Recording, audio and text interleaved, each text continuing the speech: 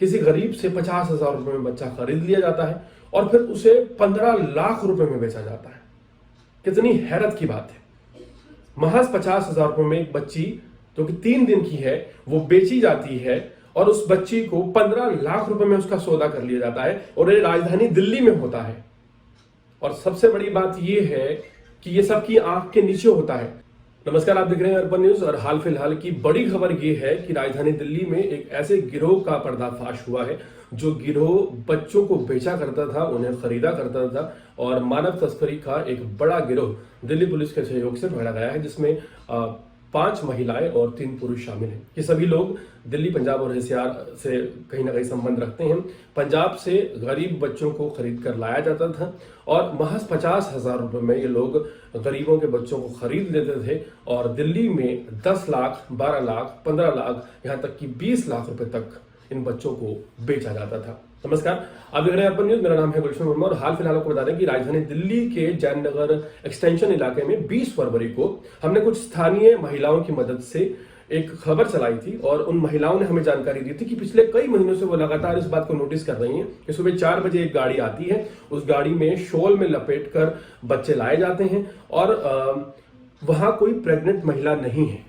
लेकिन यहाँ पर सबसे बड़ी बात यह है कि जब काफी लंबे समय तक स्थानीय लोग इस चीज को बर्दाश्त कर रहे थे, उन्हें एविडेंस की जरूरत थी और एविडेंस शायद इसलिए नहीं जुटा पा रहे थे क्योंकि जिस घर में ये गैंग रह रहा था वो घर का जो लैंडलॉर्ड है वो दिल्ली पुलिस में कार्यरत है और उसी पुलिस स्टेशन में उनके लोग कार्यरत हैं जिस पुलिस स्टेशन का ये मामला है।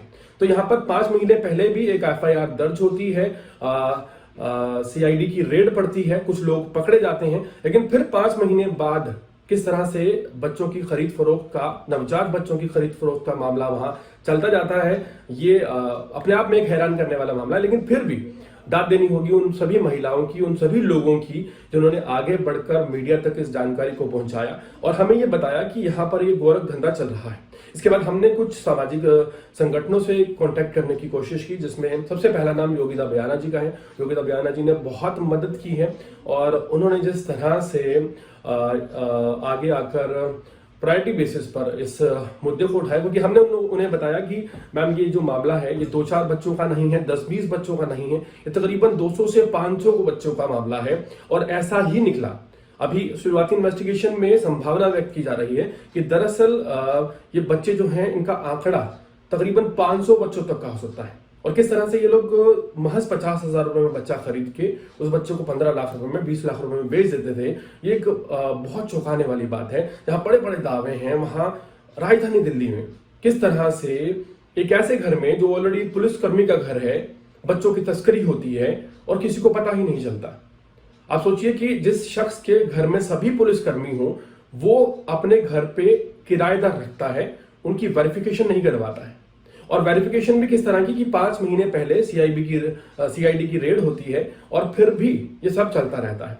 हाल फिलहाल वो लोग तो धन्यवाद के पात्र हैं ही हैं, लेकिन यहाँ पर बड़ा सवाल ये है कि जिस तरह से खरीद फरोख्त हो रही थी, जिस तरह से लोग यहाँ पर देख रहे थे दिन रात, उनकी हिम्मत नहीं हो पा रही थी कि वो आगे आए और इस मामले के बारे में बोल सकें। लेकिन फिर भी देखिए, उन सभी महिलाओं का मैं आपको डिटेल में उनके बारे में अपनी वीडियो में बताने वाला हूं कि उन महिलाओं का नाम क्या है, वो कहाँ रहती हैं। उन्होंने कहीं ना कहीं ये सोचा अपने दिल में कि वो इस चीज को बर्दाश्त नहीं कर सकती। एक छोटा बच्चा उनके सामने बेचा जाता है, खरीदा जाता है, तो उसको किस तरह से कोई भी बर्दाश्त कर सकता है। किसी भी सभ्य समाज में इस चीज को एक्सेप्ट नहीं किया जा सकता और यहाँ पर दिल्ली पुलिस भी बधाई की पात्र है कि महज 7 दिनों में दिल्ली पुलिस ने इस पूरे मामले पर कार्रवाई करते हुए उन सभी लोगों को गिरफ्तार किया। FIR दर्ज हुई, FIR मानव तस्करी में दर्ज हुई है, पॉक्सो एक्ट लगा है, जाहिर है कि आजीवन कारावास है।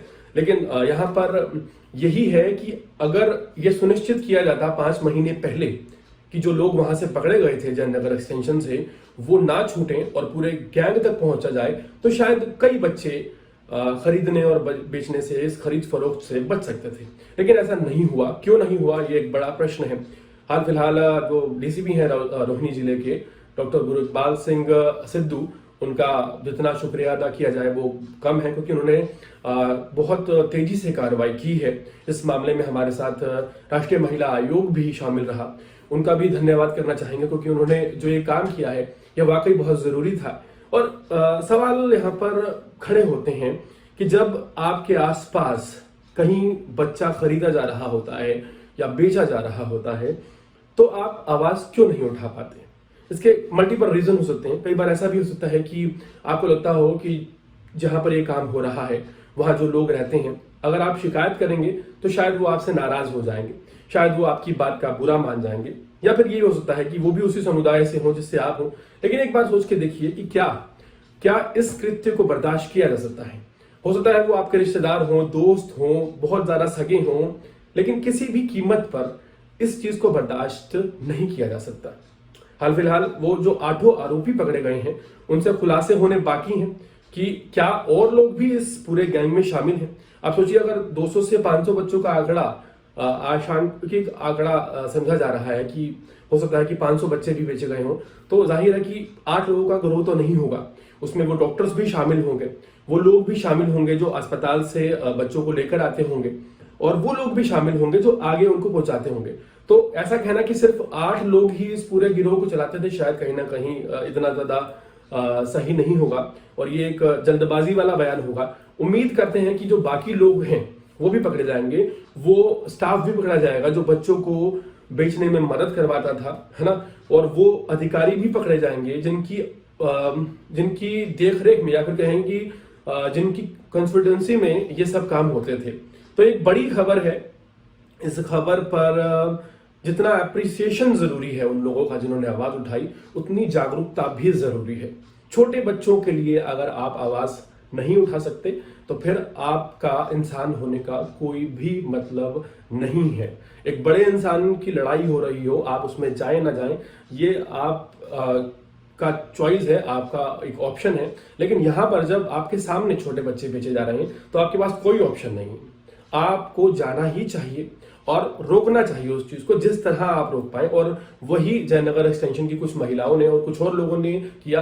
कई लोगों के हम नाम ले सकते हैं, कई लोगों के हम नाम नहीं ले सकते हैं, लेकिन इसका मतलब ये नहीं है कि जो उन्होंने किया है उनकी प्रशंसा नहीं की जानी चाहिए।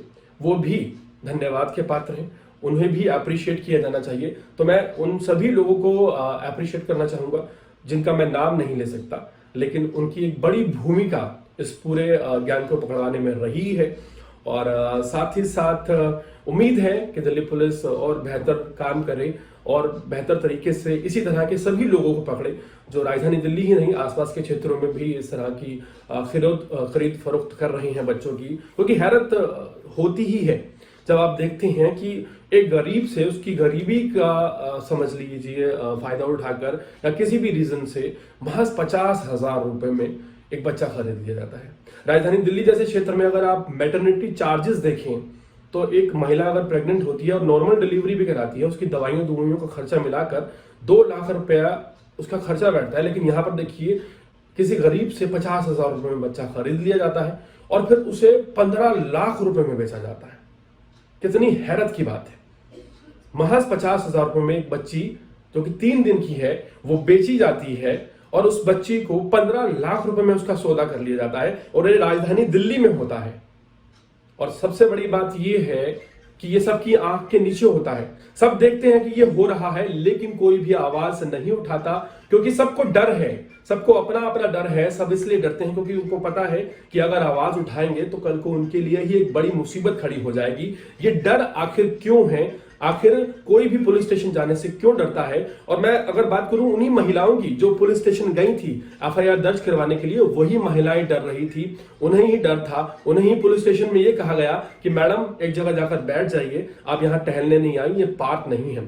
सोचिए कोई इंसान अपने काम धंधे छोड़कर, अपना सारा जरूरी काम छोड़कर पुलिस स्टेशन जाता है और पुलिस इतने संगीन मामले को भी लाइटली लेती है और कोई भी बड़ी कार्रवाई नहीं करती। पूरे मामले में फिर मैं कहना चाहूंगा कि जब तक आप जागरूक नहीं होंगे, ये इस तरह के कृत्य, इस तरह की कुर्तियां हमारे आसपास के समाज में लगातार चलती रहेंगी और एक बड़ा एक्शन जरूरी है। साथ ही साथ अवेयरनेस बहुत जरूरी है। कोई भी गलत काम आसपास सोसाइटी में होता है तो उसके लिए आप आवाज बुलंद करें और आपको आगे आना होगा, क्योंकि जब तक आप रिपोर्ट नहीं करेंगे हम रिपोर्ट नहीं कर पाएंगे। पूरे मामले पर आपकी क्या राय है कमेंट सेक्शन में जरूर बताइएगा और इसी तरह की अपडेट छोड़े रहने के लिए देखते रहिए अर्पण न्यूज। बहुत बहुत शुक्रिया।